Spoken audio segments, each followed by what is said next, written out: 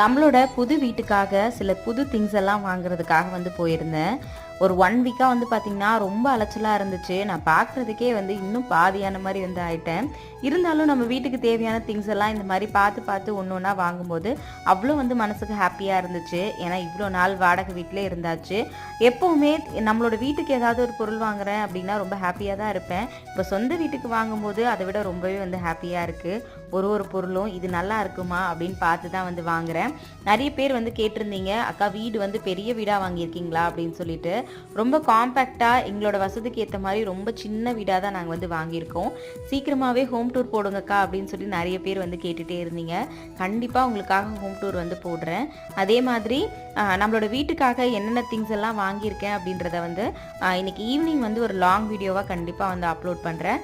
மறக்காமல் பார்த்துட்டு உங்களுக்கு அந்த திங்ஸ் எல்லாம் பிடிச்சிருக்கா அப்படின்றத மறக்காமல் கமெண்ட்டில் சொல்லுங்கள். தேங்க்யூ.